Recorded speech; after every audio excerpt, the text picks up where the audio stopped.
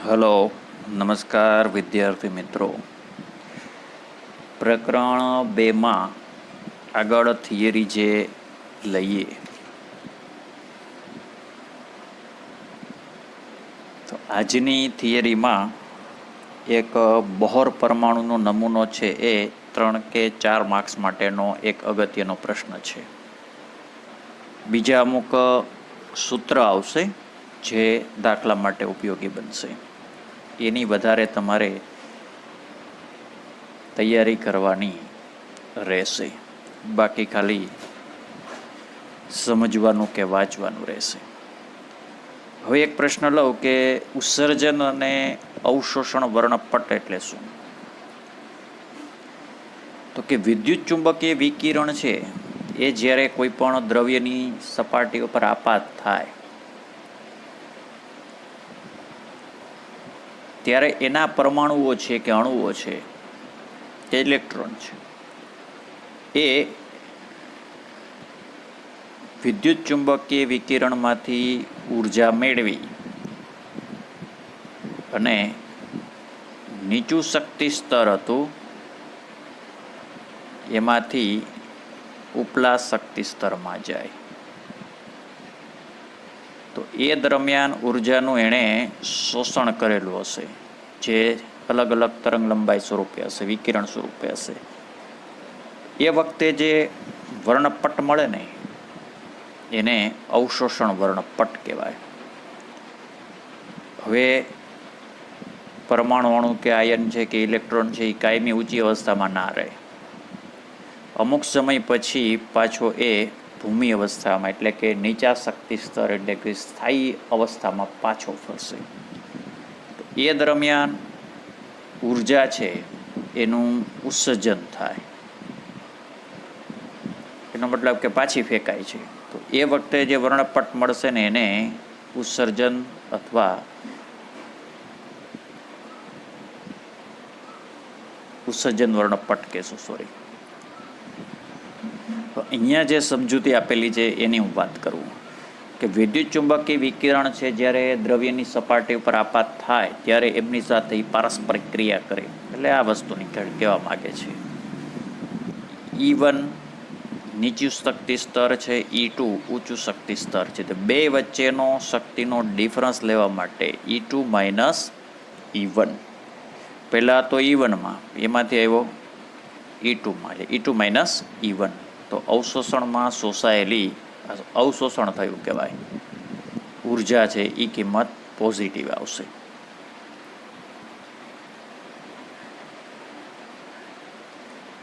પદાર્થમાં પરમાણુ કે અણુ ઉર્જાનું પદાર્થ છે શોષણ કરે ત્યારે ઊંચા શક્તિ સ્તરમાં જાય. એટલે આવી જે અવસ્થા છે ને ઊંચા શક્તિ સ્તરવાળી E2 વાળી એને ઉત્તેજિત અવસ્થા કહેવાય. ઊંચા શક્તિ સ્તરમાં જવાની ક્રિયામાં અમુક તરંગ લંબાઈવાળા વિકિરણનું અવશોષણ થાય છે અને આ અવશોષિત વિકિરણના વર્ણપટને અવશોષણ વર્ણપટ કહેવાય. ડેલ્ટા ઈની વેલ્યુ છે h જેટલી હોય એટલે કે E2 માઇનસ E1. અંતિમ અવસ્થાની ઉર્જા માઇનસ પ્રારંભિક અવસ્થાની ઉર્જા. અવશોષણ વર્ણપટ છે એ ઉત્સર્જન વર્ણપટની ફોટોગ્રાફીની નેગેટિવ જેવી છે. બે ટાઈપના વર્ણપટ છે, અવશોષણ વર્ણપટ અને અવશોષણ વર્ણપટ. બરાબર ને? આ ઉત્સર્જન વર્ણપટ. આ બે એકબીજાના નેગેટિવ જેવા હોય. આપણે જ્યારે ફોટો પડાવીએ છીએ પહેલાં તમને ખબર હોય તો નેગેટિવ આપતા આપને. હવે એ ફોટાની નેગેટિવ તમે જુઓ તો તમારો ફોટો તમને ગમે નહીં, કાળા ધોળા હોય. એમાં જે ધોળા હોય ને ખરેખર વાસ્તવિક ફોટાની અંદર ત્યાં કલરવાળા જોવા મળે કે કાળા જોવા મળે, કાળા હોય ધોળા હોય એટલે એકબીજાની તદ્દન વિરુદ્ધ હોય. તો સેમ થિંગ શોષણ વર્ણપટ અને ઉત્સર્જન વર્ણપટમાં એકબીજાની નેગેટિવ જેવી ઇફેક્ટ જોવા મળે. હવે ઉત્સર્જન વર્ણપટ એટલે શું? તો કે ભાઈ વિદ્યુત ચુંબકીય વિકિરણ પદાર્થ ઉપર જ્યારે પડે ત્યારે ઉર્જાનું એ શોષણ કરે છે અને ઊંચા શક્તિ સ્તરમાં પહોંચે છે જ્યાં અસ્થાયી હોય, કાંઈ એ માટે સ્થાયી ના હોય. ફરીથી ત્યાંથી ભૂમિ અવસ્થા એટલે કે વધુ સ્થાયી અવસ્થામાં પાછા ફરે E2માંથી E1માં પાછા આવે. તો એ દરમિયાન વિદ્યુત ચુંબકીય વિકિરણના અમુક તરંગ લંબાઈનું એ ઉત્સર્જન કરશે. તો આ વખતે જે વર્ણપટ મળશે એને ઉત્સર્જન વર્ણપટ કહેવાય. ઉત્સર્જન વર્ણપટ મેળવવા માટે કેવી રીતે મળે? તો કે નમૂનાને ગરમ કરો અથવા વિકિરણનો એના ઉપર મારો ચલાવો તો ઉત્સર્જન વર્ણપટ પ્રાપ્ત થાય. ઉત્સર્જન વર્ણપટ માટેની ડેલ્ટા ઈ કેટલી? તો કે ડેલ્ટા ઈ બરાબર h/nu E1 - E2. આ પ્રારંભિક છે, જો આ અંતિમ છે. એમ એ ત્યારે એની કિંમત છે ને એ માઇનસમાં આવશે. ઉત્સર્જન અને અવશોષણ વર્ણપટનો જે આપણે અભ્યાસ કરીએ ને એને વર્ણપટ દર્શકી અથવા સ્પેક્ટ્રોસ્કોપી કહેવાય. અને વાયુમય કલાની અંદર પરમાણુઓના ઉત્સર્જન કે અવશોષણ વર્ણપટ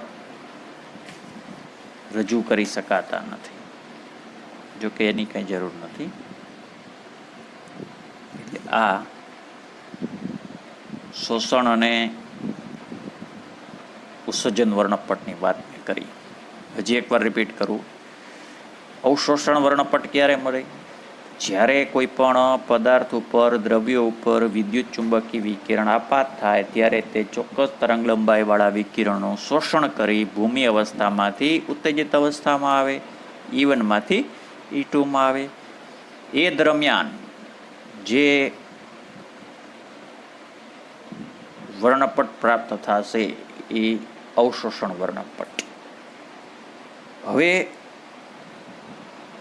દ્રવ્ય છે એના જે અણુ, પરમાણુ કે ઇલેક્ટ્રોન કે આયન છે એ ઊંચા શક્તિ સ્તરમાં કાયમી ના રહે. ત્યાંથી ફરીથી ભૂમિ અવસ્થામાં પાછા ફરે, સ્થાયી અવસ્થામાં પાછા ફરે, એટલે E2માંથી E1માં આવે. એ દરમિયાન એણે જે વધારાની તરંગ લંબાઈનું શોષણ કરેલું હશે શોષણ વખતે એ ઉત્સર્જિત થશે. તો એ વખતનો વર્ણપટ એટલે ઉત્સર્જન વર્ણપટ. ને આવા વર્ણપટનું આપણે જો અભ્યાસ કરીએ તો એને સ્પેક્ટ્રોસ્કોપી કહેવામાં આવે. એમના પછી એક પ્રશ્ન લઈએ, રેખીય વર્ણપટ. એ પહેલાં આગળની થિયરીમાં એવું તમને કહેવામાં આવેલું હતું, છેલ્લો મુદ્દો થોડોક મિસિંગ હતો, કે વાયુમય કલામાં પરમાણુઓ છે એ ઉત્સર્જન વર્ણપટ સતત રીતે દર્શાવતા નથી.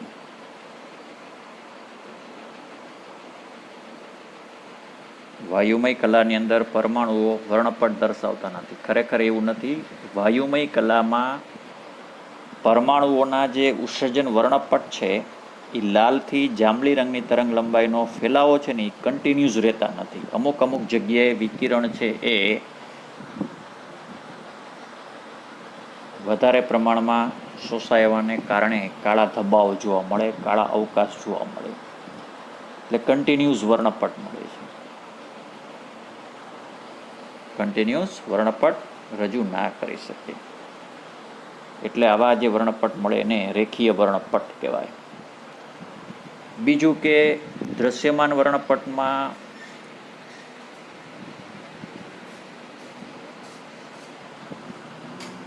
જે દ્રશ્યમાન વિકિરણ છે એ વિકિરણમાં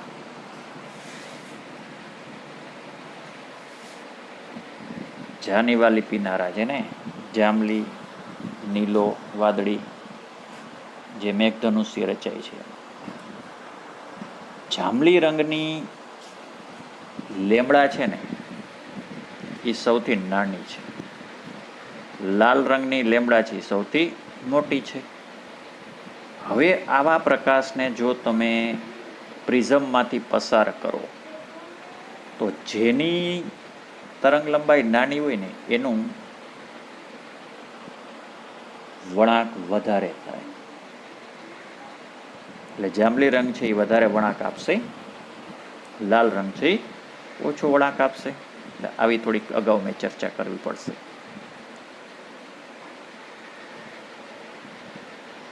કોઈ પણ વર્ણપટ લેવા માટે આપણે શું કરવું જોઈએ તો કે નમૂનામાંથી સતત વિકિરણ છે એ આપણે આપાત કરતા જઈએ, પસાર કરીએ. એટલે નમૂનો છે એ અમુક તરંગ લંબાઈવાળા વિકિરણનું શોષણ કરશે.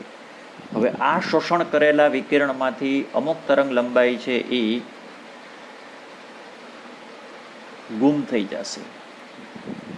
એને કારણે વર્ણપટમાં સતત જે વર્ણપટ તેજસ્વી વર્ણપટ મળે એમાં અમુક જગ્યાએ કાળા ધબ્બા જોવા મળે. શું કામ ભાઈ કાળા ધબ્બા થયા તો કે અમુક તરંગ લંબાઈનું એ સંપૂર્ણપણે શોષી લે છે, એટલે તેજસ્વી પ્રકાશ આપતો નથી. તેજસ્વી વર્ણપટ ના આપે. આવા વર્ણપટને રેખીય અથવા પરમાણવીય વર્ણપટ કહેવાય. રેખા વર્ણપટ છે એ શોષણ કે ઉત્સર્જન વર્ણપટ છે. શોષણ અને ઉત્સર્જન વર્ણપટ એકબીજાના નેગેટિવ ટાઈપના છે. આગળ પણ આવી ગયું છે. હવે અહીંયા શોષણ અને ઉત્સર્જન વર્ણપટ મેળવાયો. જુઓ, સફેદ પ્રકાશ છે, શોષણ કરે છે નમૂનો, પ્રિઝમમાંથી પસાર કરો. પ્રિઝમમાંથી જ્યારે પ્રકાશ થાય એટલે જાંબલી રંગનું વળાંક વધારે આવશે. એનો મતલબ કે જાનીવાલી પીનારા જે વળાંક દેખાડે છે, જાંબલી રંગનું વળાંક હાયર થશે. આ જાંબલી કલર, હા લાલ કલર.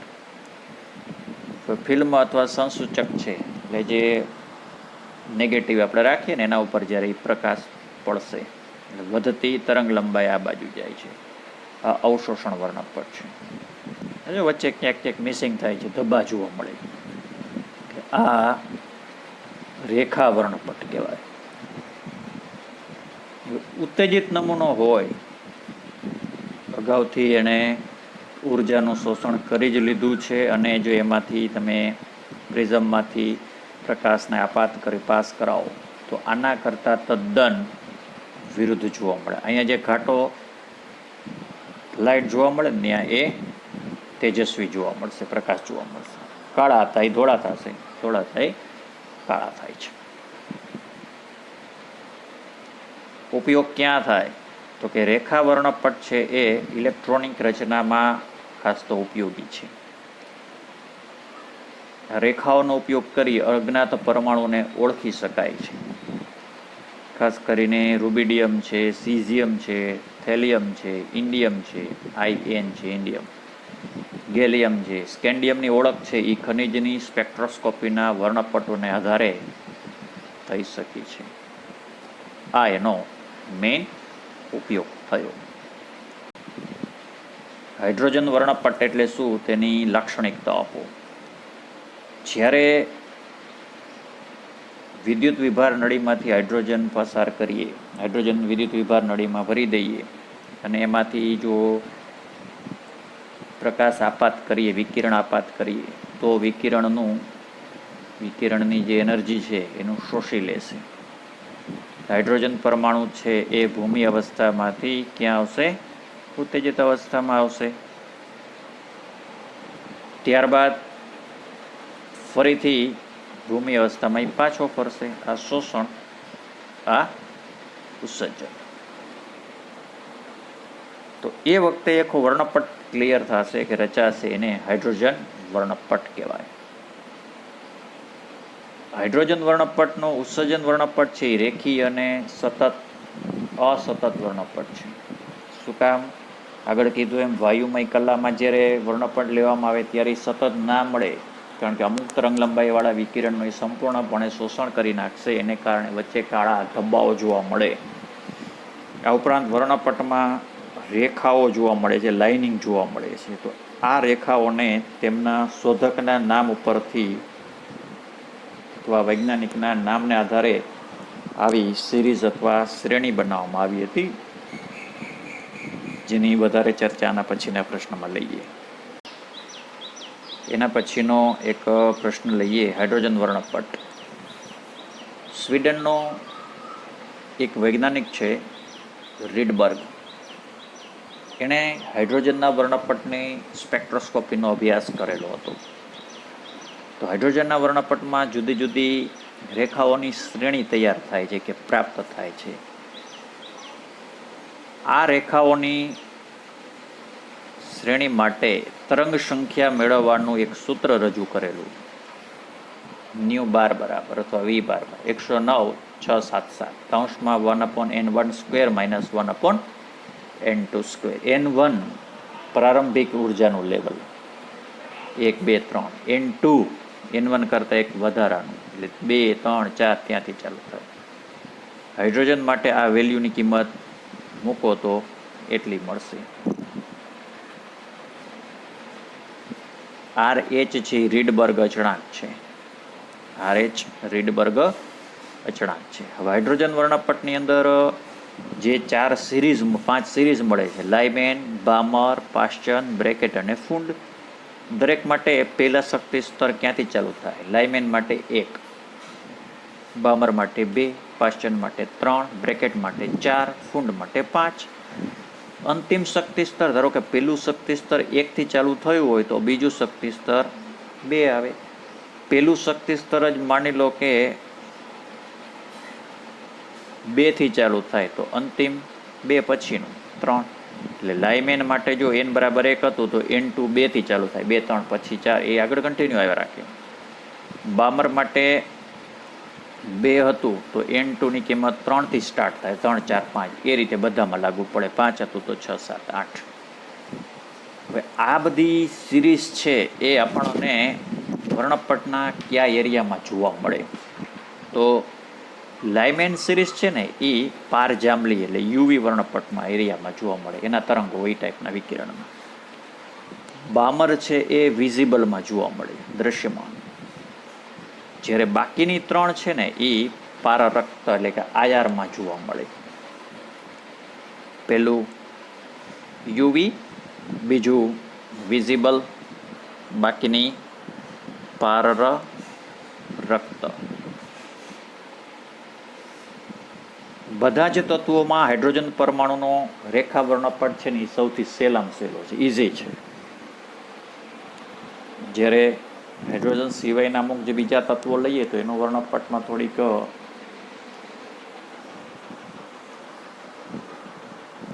બીજી રીતે વાત કરું તો થોડીક મુશ્કેલી જોવા મળે, કારણ કે વર્ણપટ છે એકબીજા સાથે, રેખાઓ છે એકબીજા સાથે મિક્સિંગ થઈ ગયું હોય. આ હાઇડ્રોજન વર્ણપટની વાત કરી છે. બામર શ્રેણીનું સૂત્ર આગળ હતું, સૂત્ર યાદ કરો. બામર સિરીઝ માટે n1 બરાબર 2, n2 બરાબર 3 થી ચાલુ થાય એટલે n2 2 આવ્યું. જો અહીંયા 3 થી ચાલુ થશે. આ બામર સિરીઝનું સૂત્ર, 1, 2 ના આવે. ભિન્ન તત્વના પરમાણુઓના રેખા વર્ણપટમાં શું સામાન્ય અને હાઇડ્રોજન વર્ણપટમાં શું ભિન્નતા છે? બધા જ તત્વોના વાયુ સ્થિતિમાં વર્ણપટો છે એ રેખા વર્ણપટ ટાઈપના મળે, પણ એ વર્ણપટ સતત ના મળે. એટલે દરેક તત્વના રેખા વર્ણપટ છે ને એ અદ્વિતીય હોય, એટલે અજોડ હોય, બધાને અલગ અલગ જોવા મળે એમ. એટલે કે કોઈ પણ બે તત્વના વર્ણપટ કદાપી એક સરખા ના હોય. આ વર્ણપટ એક સરખા ના હોય ને એને કારણે જ જુદા જુદા તત્વોની એના ખનિજમાંથી સ્પેક્ટ્રોસ્કોપીને કારણે જ શોધ કરવામાં આવી હતી. આગળ હતું ને, રૂબિડિયમ હતું, ગેલિયમ હતું, થેલિયમ, ઇન્ડિયમ ને એ આના આધારે જ જોવા મળેલું હતું, કારણ કે બધાના વર્ણપટ એક સરખા ના મળે ને એને કારણે. દરેક તત્વના રેખા વર્ણપટમાં એક પ્રકારની નિયમિતતા હતી. બધા જ તત્વોમાં હાઇડ્રોજનનો વર્ણપટ છે એ સૌથી ઇઝી હતો, જ્યારે ભારે તત્વોના રેખા વર્ણપટ છે એ વધુ જટિલ અને વધારે જટિલ બનતો હોય છે. નેક્સ્ટ ક્વેશ્ચન, બોહરનો પરમાણુ નમૂનો રજૂ કરો. ખૂબ જ અગત્યનો ક્વેશ્ચન, લઈ શકાય 3 કે 4 માર્ક્સ માટે. નીલ બોરે 1913ની અંદર સૌપ્રથમ હાઇડ્રોજન પરમાણુની રચનાની વાત કરેલી હતી. અને તે એના વર્ણપટની સમજૂતી પણ આપતો હતો. બોરના નમૂનાની પોસ્ચ્યુલેટ શું છે? અભિધારણા એટલે પોસ્ચ્યુલેટ. બોરે શું વાત કરી? પેલું કે હાઇડ્રોજન પરમાણુમાં જે ઇલેક્ટ્રોન છે ને એ કેન્દ્રની આસપાસ વર્તુળાકાર માર્ગમાં ઘૂમતો હોય છે. હાઇડ્રોજન પરમાણુમાં એક જ ઇલેક્ટ્રોન છે, તો આ ઇલેક્ટ્રોન છે એ કેન્દ્રની આસપાસ વર્તુળાકાર માર્ગમાં સતત ઘૂમતો હોય. આ માર્ગ છે ને એને કક્ષા કહેવાય અથવા ઉર્જા સ્તર કહેવાય, ઉર્જા અવસ્થા કહેવાય અથવા સ્થિર કક્ષા કહેશું. જ્યારે કેન્દ્રની આસપાસ વર્તુળાકાર માર્ગમાં ગતિ કરે છે ત્યારે એની ત્રિજ્યા અને ઉર્જા છે ચોક્કસ હોય છે, ફિક્સ હોય. આ માર્ગને સ્થિર કક્ષા અથવા માન્ય ઉર્જા સ્તર કહેશું. પેલું શું?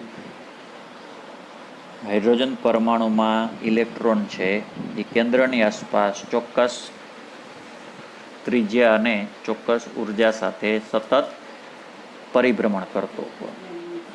આ પરિભ્રમણના માર્ગને કક્ષા અથવા સ્થિર અવસ્થા અથવા માન્ય ઉર્જા સ્તર અથવા માન્ય ઉર્જા અવસ્થા કહેશું. સેકન્ડ થિંગ, કક્ષામાં ઇલેક્ટ્રોનની ઉર્જા સમયની સાથે બદલાતી નથી. એનો મતલબ કે જ્યારે ઇલેક્ટ્રોન છે કોઈ પણ એક શક્તિ સ્તરમાં રોટેશન કરતો હોય, પરિભ્રમણ કરતો હોય ત્યારે ઉર્જા ના બદલે. તો નીચલા શક્તિ સ્તરમાંથી ઉપલા શક્તિ સ્તરમાં આવે, પહેલા લેવલમાંથી ઉપલા બીજા શક્તિ સ્તરમાં આવે વિકિરણ મેળવીને, ત્યારે એની ઉર્જા છે એ બદલાય છે. એનો મતલબ કે નીચા શક્તિ સ્તરમાંથી ઉપલા શક્તિ સ્તરમાં આવે ત્યારે ઉર્જાનું શોષણ કરે, ઉપલામાંથી નીચલામાં આવે તો પાછું ઉત્સર્જન કરે. શોષણ ઉત્સર્જનના વર્ણપટ આ વસ્તુ આવી ગઈ હતી. બીજો મુદ્દો ફરીથી, કક્ષામાંના ઇલેક્ટ્રોનની ઉર્જા સમયની સાથે બદલાતી નથી. એનો મતલબ કે જ્યારે ઇલેક્ટ્રોન નીચી અવસ્થામાંથી ઉપલી અવસ્થામાં જાય ત્યારે ઉર્જાનું શોષણ કરે, ઉપલામાંથી નીચલામાં આવે ત્યારે ઉત્સર્જન કરે. ઉર્જાનો ફેરફાર છે સતતપણે થતો નથી.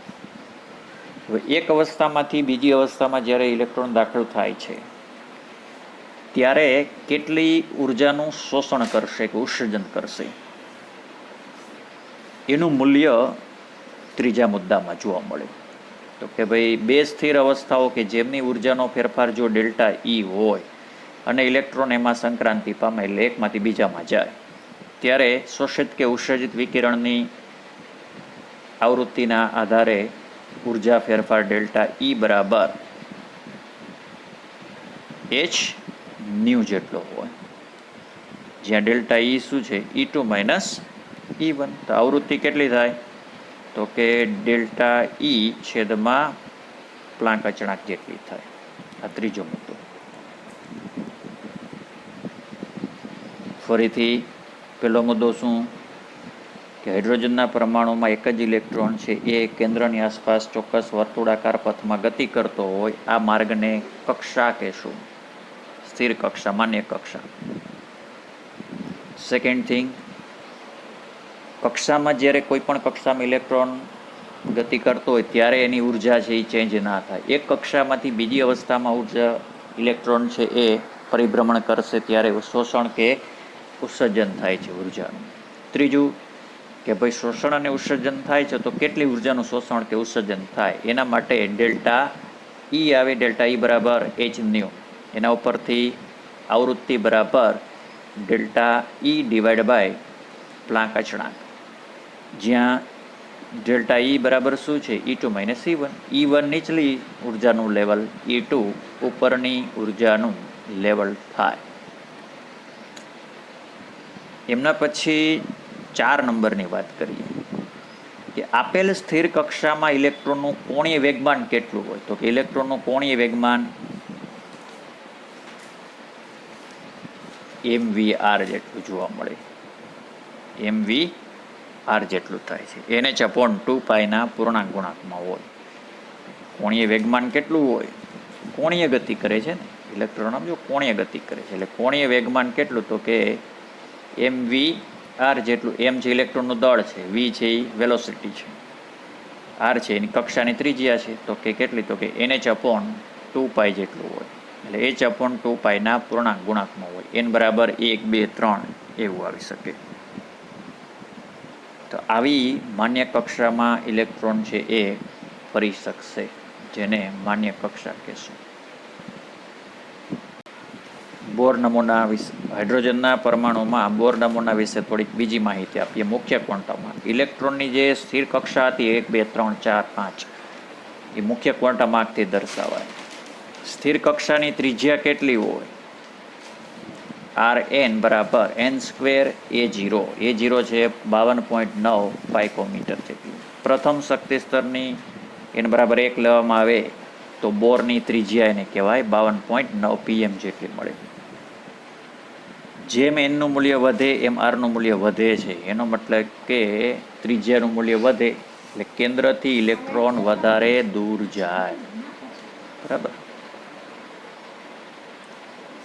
સ્થિર કક્ષાની ઉર્જા કેટલી હોય, ઇલેક્ટ્રોન સાથે સંકળાયેલો ખૂબ અગત્યનો ગુણધર્મ સ્થિર કક્ષાની ઉર્જા. સ્થિર કક્ષાની ઉર્જા મેળવવા માટેનું સૂત્ર એક છે En બરાબર -RH × 1/n², જે n બરાબર 1, 2, 3. R છે એ રીડબર્ગ અચળાંક છે, એની કિંમત 2.18 × 10⁻18 જૂલ જેટલી લેશું.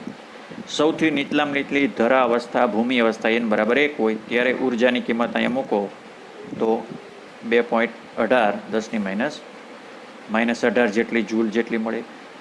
બીજા શક્તિ સ્તર માટે n બરાબર 2 લઉં કે ઉપરના સૂત્રમાં બધી કિંમત મૂકી સાદરૂપ આપો તો એની -545 10⁻18 મળે. હાઇડ્રોજનનું આયનીકરણની થોડીક વાત કરીએ. જ્યારે ઇલેક્ટ્રોન કેન્દ્રની અસરમાંથી મુક્ત થાય છે ત્યારે ઉર્જા લગભગ શૂન્ય જોવા મળે. આવા વખતે મુખ્ય ક્વોન્ટમાર્ક n બરાબર ઇન્ફિનિટિવ થાય છે.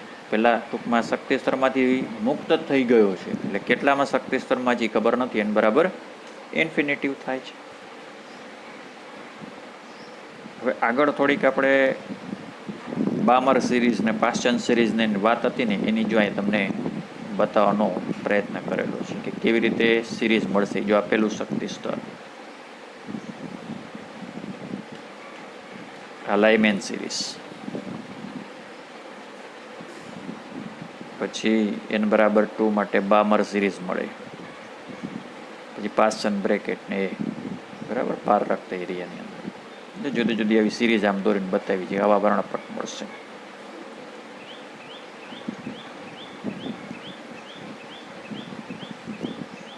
એક વસ્તુ કે મુક્ત ઇલેક્ટ્રોન કરતાં પરમાણુમાં રહેલા ઇલેક્ટ્રોનની ઉર્જા ઓછી હોય. ઇલેક્ટ્રોન મુક્ત થાય એટલે ઉર્જા અચળ.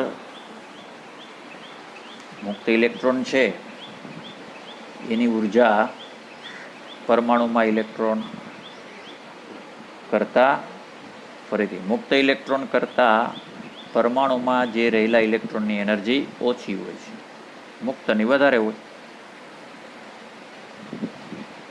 તો હાઇડ્રોજનના સમ ઇલેક્ટ્રોનિક આયનો માટે બોરનો સિદ્ધાંત લાગુ પડીએ.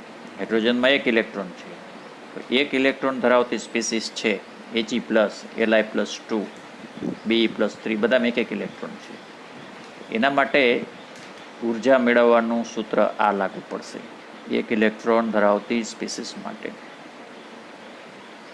ત્રિજ્યા કેવી મળશે, Rn બરાબર 52.9 n²/z. z છે ને પરમાણવીય ક્રમાંક છે. દાખલા માટે MCQ માટે ખાસ ઉપયોગી છે.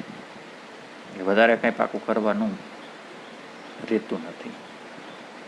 ઇલેક્ટ્રોનનો વેગ, કક્ષાઓમાં ઘૂમતા ઇલેક્ટ્રોનનો વેગ નક્કી કરવું શક્ય બને છે. ઇલેક્ટ્રોનનો વેગ છે એ કેન્દ્ર ઉપરના ધનભારના સાથે વધે છે. વધારે કંઈ એમાં કરવાનું રહેતું નથી. રેખીય અને કોણીય વેગમાન. રેખીય વેગમાન શું છે, દળ અને વેગનો ગુણાકાર છે. કોણીય વેગમાન જડત્વની ચાકમાત્રા છે. જડત્વની ચાકમાત્રાને I અને કોણીય વેગને ઓમેગા કહું. ફાઇનલ સૂત્ર મળશે mv/r. પાકું કરવાનું નથી. બોર નમૂનાના આધારે ઉર્જા કોઈપણ બે શક્તિ સ્તર વચ્ચે ઉર્જા મેળવવા માટેનું એક સૂત્ર યાદ રાખશું. ડેલ્ટા ઈ બરાબર -RH 1/NF² -1/NI². Delta E જો રીડબર્ગની કિંમત મૂકી છે.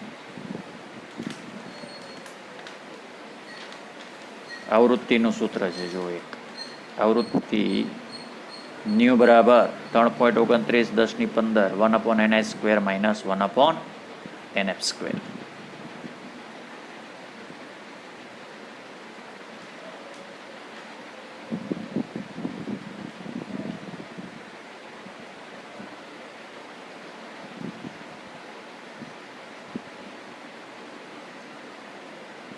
તરંગ સંખ્યા મેળવવાનું એક સૂત્ર છે.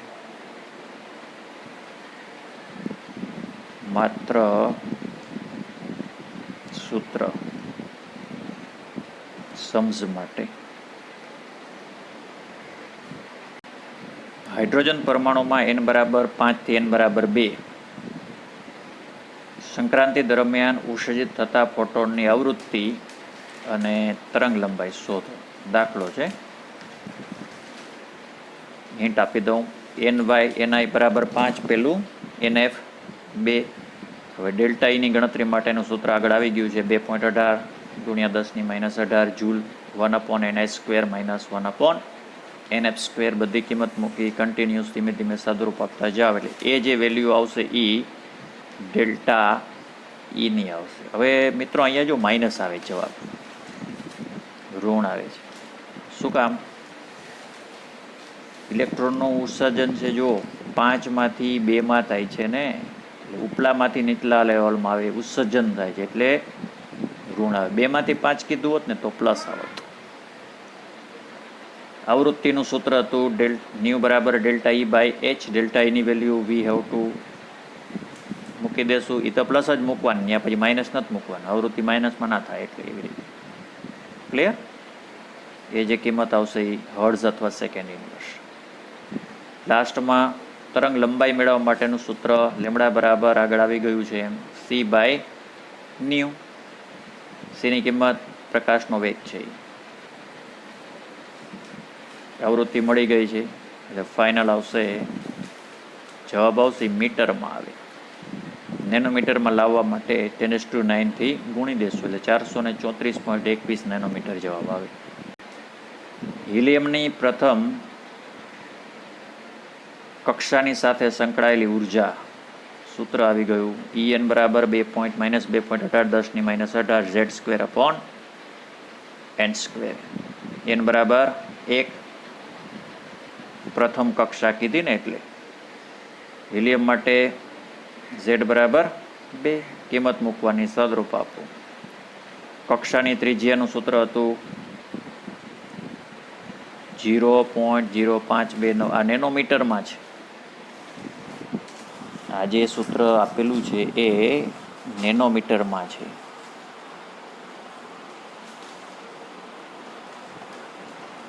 આગળ હતું ને 52.9 વાળું એ પાઇકોમીટરમાં હતું એટલે નેનોમીટરમાં કન્વર્ટ કર્યું છે.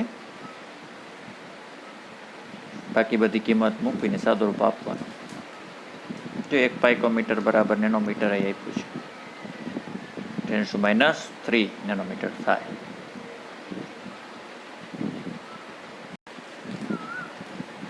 હવે એક અગત્યનો પ્રશ્ન કે ઇલેક્ટ્રોન જ્યારે એક કક્ષામાંથી બીજી અવસ્થામાં પ્રાપ્ત થાય ત્યારે કેટલી ઉત્સર્જિત રેખાઓની સંખ્યા હશે ને એની મેળવવા માટેનું સૂત્ર n(-1/2). ધારો કે n બરાબર 6 છે, એમાંથી ધરા અવસ્થામાં ઇલેક્ટ્રોન દાખલ થાય n બરાબર 6, એમાંથી ભૂમિ અવસ્થામાં આવે ત્યારે n બરાબર 1.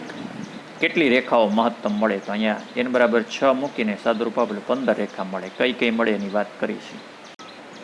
બોર મોડેલની લિમિટેશન્સ છે કે બોર નમૂનો છે એ કઈ કઈ વસ્તુ સમજાવી શકતો નથી.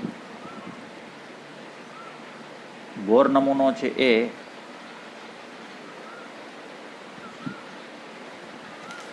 ઝીમેન અસર સમજાવી શકતો નથી. સ્ટાર્ક અસર સમજાવી શકતો નથી. આ ઉપરાંત હાઇડ્રોજન સિવાયના બાકીના તત્વોના વર્ણપટ છે એ પણ બોર મોડેલથી સમજાવી શકતો નથી, કારણ કે હાઇડ્રોજન સિવાયના બીજા વર્ણપટ હોય ને એમાં વધારે રેખાઓ એકબીજા સાથે મળેલી હોય, એટલે ડબલ એટ કે ટ્રિપલ એટ કે એવી ભેગી ટૂંકમાં થઈ ગયેલી હોય. સિમ્પલ વર્ણપટ હોય ને એ બોર મોડેલ સમજાવી શકે. વધારે સૂક્ષ્મ ડબલેટ કે રેખાઓ હોય ટ્રિપલેટ, એને હાઇડ્રોજન મોડેલ સમજાવી શકે નહીં. પછી ઝીમેન ઇફેક્ટ નથી સમજાવી શકતો. ઝીમેન ઇફેક્ટ શું છે? તો કે બોરનો સિદ્ધાંત છે ને એ મેગ્નેટિક ફિલ્ડની હાજરીમાં કેવી અસર કરશે વર્ણપટ છે એ નથી સમજાવી શકતો. અને સ્ટાર્ક અસર વિદ્યુત ક્ષેત્રની હાજરીમાં વર્ણપટ સમજાવી શકતો નથી. આ ઉપરાંત બોર સિદ્ધાંત છે વર્ણપટની રેખાનું વિપાટન એટલે કે સ્પ્લિટિંગ સમજાવી શકતો નથી. વર્ણપટની રેખાઓ છે એનું વિસ્તરણ કેવી રીતે થાય એ વસ્તુ પણ સમજાવી શકતો નથી. અને લાસ્ટ બોર મોડેલ છે એ રાસાયણિક બંધનથી અણુ કેમ બને ને એ સમજાવી શકતો નથી. ટૂંકમાં બોર મોડેલની લિમિટેશન્સ કહે, હાઇડ્રોજનનો સિવાયનું કોઈ પણ તત્વ એનો વર્ણપટ સમજાવી ના શકે, ઝીમેન અસર નથી સમજાવતો, સ્ટાર્ક અસર સમજાવી શકતો નથી. પછી વર્ણપટની રેખાનું જો સ્પ્લિટિંગ થાય, છૂટી પડે રેખાઓ, તો કેવી રીતે છૂટી પડે એનું નિપાટન નથી સમજાવી શકતો. અને અણુ નથી, કેવી રીતે અણુ બને એ પણ સમજાવી શકતો નથી. આ લેક્ચરમાં અહીંયા સુધી રાખીએ છીએ. હવે પછીના લેક્ચરની અંદર દ્રવ્યનો ડ્યુઅલ નેચર, એની ધ બ્રોગલી સમીકરણ, પછી હાઇઝનબર્ગનો સિદ્ધાંત, એની બધી ચર્ચા કરીશું.